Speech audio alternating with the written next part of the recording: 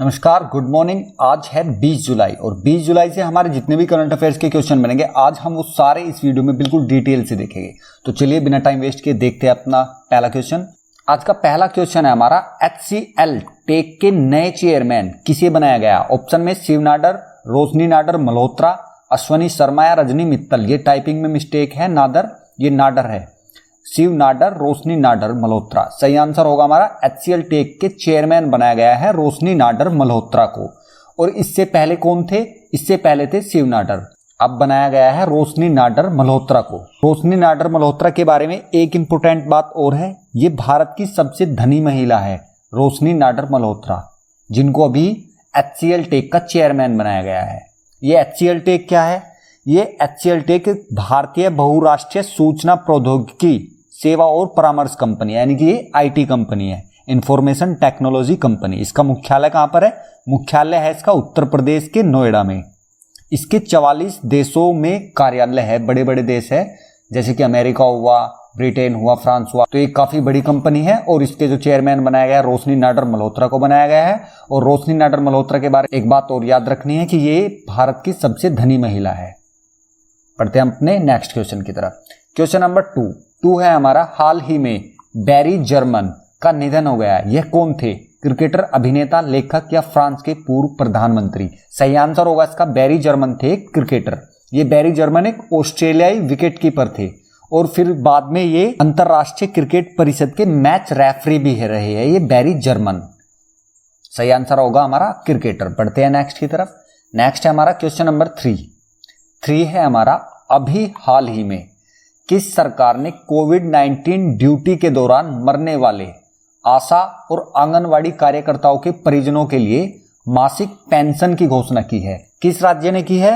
वह की है ओडिशा ने। ओडिशा ने यह घोषणा की है, यानी कि अगर कोई आंगनवाड़ी में आशा में काम करता है और वो ड्यूटी के दौरान मर जाता है कोविड-19 से, तो उसके परिजनों को पेंशन दी जाएगी। ओडिशा हमारा सही आंसर हो जाएगा। अब जान लेते हैं ओडिशा के बारे में। ओडिशा की राजधानी है भुवनेश्वर। यहाँ के चीफ मिनिस्टर है नवीन पटनायक, जिन्होंने ये घोषणा की है। और यहाँ के गवर्नर कौन है? गणेशी लाल।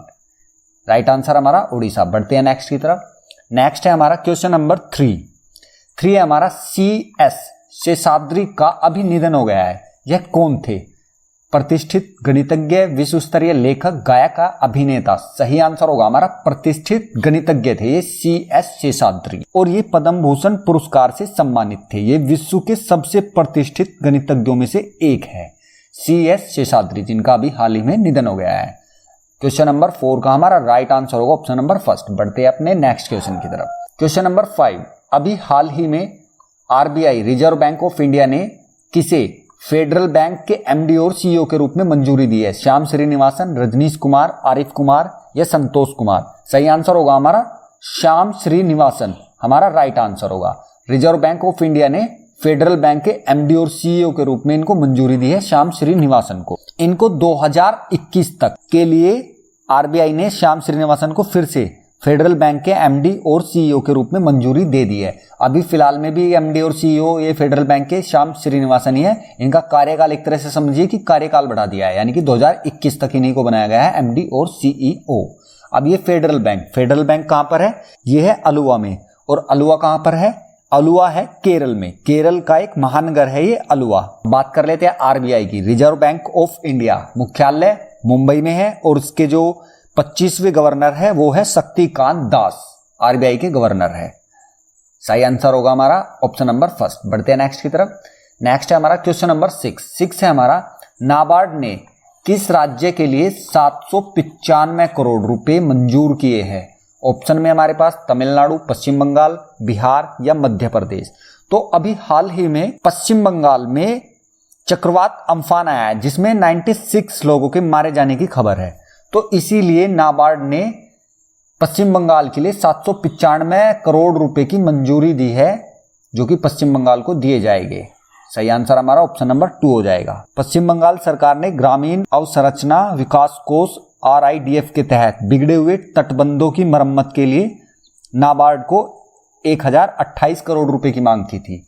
यानी कि पश्चिम बंगाल की सरकार ने ये मांग की थी कि जो अम्फान में नुकसान हुआ है उनको सुधारने के लिए 1028 करोड़ रुपए मांगे थे, लेकिन नाबार्ड ने दिए कितने हैं? 795 करोड़ रुपए। सही आंसर हमारा पश्चिम बंगाल हो जाएगा। पश्चिम बंगाल के बारे में जान लेते हैं। पश्चिम बंगाल की राजधानी है कोलकाता और यहाँ की मुख्यमंत्री है ममता बनर्जी। बढ़ते हैं नेक्स्ट की तरफ। क्वेश्चन नंबर 7 है हमारा, ग्लोबल मैन्युफैक्चरिंग रिस्क इंडेक्स में भारत किस स्थान पर रहा है? सही आंसर हमें बताना है। इसका राइट आंसर होगा तीसरे स्थान पर। पहले स्थान पर चीन, दूसरे स्थान पर अमेरिका और तीसरे स्थान पर भारत रहा है। ग्लोबल मैन्युफैक्चरिंग रिस्क इंडेक्स में भारत तीसरे स्थान पर रहा है। ये रिपोर्ट संपत्ति सलाहकार कुशमैन एंड वेकफील्ड ने दी है। उनके अनुसार ये भारत तीसरे स्थान पर रहा है, पहले पर चीन और दूसरे पर अमेरिका रहा है। बढ़ते हैं नेक्स्ट की तरफ। क्वेश्चन नंबर 8 है हमारा, राष्ट्रपति रामनाथ कोविंद का निजी सचिव किसे नियुक्त किया गया? सही आंसर होगा हमारा इसका प्रवीण सिद्धार्थ को अभी राष्ट्रपति रामनाथ कोविंद का निजी सचिव नियुक्त किया गया है। ये निजी सचिव क्या होता है? ये कार्यपालक सहायक होता है निजी सचिव, जो कि दफ्तर के कार्यों में राष्ट्रपति जी की मदद करता है, उनको सलाह देता है और ये जो दफ्तर के सारे कागजी कार्रवाई होती है, ये कार्य होते हैं, सारे निजी सचिव देखता है। बढ़ते हैं नेक्स्ट की तरफ। नेक्स्ट है हमारा क्वेश्चन नंबर 9, भारत ने पश्चिम बंगाल में जयगांव और किस देश के अहले के बीच नए व्यापार मार्ग का शुभारंभ किया है? यानी कि पश्चिम बंगाल का जो गांव है एक जयगांव और दूसरा देश है, कोई कंट्री है, उसका एक अहले गांव है, उसके बीच व्यापार के मार्ग का शुभारंभ किया है। पश्चिम बंगाल का जयगांव और ये जो कंट्री है इसका अहले गांव के बीच नए व्यापार मार्ग का शुभारंभ किया है। तो वह देश बताना है हमें, बांग्लादेश, पाकिस्तान, चीन या भूटान। सही आंसर होगा हमारा इसमें ये भूटान के अहले गांव के बीच नए व्यापार मार्ग का शुभारंभ किया है। सही आंसर होगा हमारा भूटान। भारत अपने पड़ोसी देशों के बीच एक नए व्यापार मार्ग खोल रहा है। जयगांव और अहले के बीच यह मार्ग इन कोविड-19 दिनों में दो देशों के बीच संयोजकता की सुविधा प्रदान करेगा, इसलिए ये व्यापारिक मार्ग खोला गया है।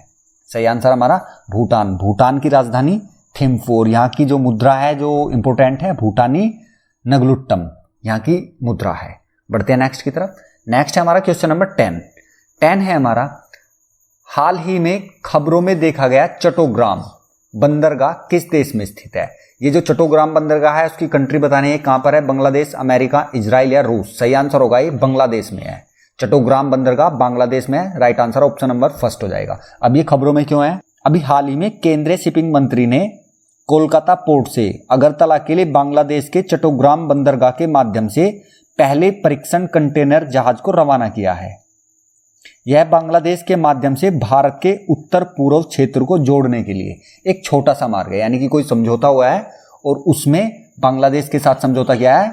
बांग्लादेश के चट्टोग्राम बंदरगाह से होते हुए हमारा एक जहाज जाएगा जो कि पश्चिम बंगाल से जाएगा और जो भारत के उत्तर पूर्वी राज्य है वहां पर ये सामान लेकर जाएगा उन राज्यों के लिए। एक्सपोर्ट इंपोर्ट का काम होगा, रास्ते में चट्टोग्राम बंदरगाह से होते हुए ही जाएंगे। राइट आंसर हमारा बांग्लादेश। बढ़ते हैं नेक्स्ट की तरफ। नेक्स्ट है हमारा क्वेश्चन नंबर 11, भारत सरकार ने अपनी आयात नीति में कौन से कृषि उपकरणों के आयात पर अंकुश लगाया है?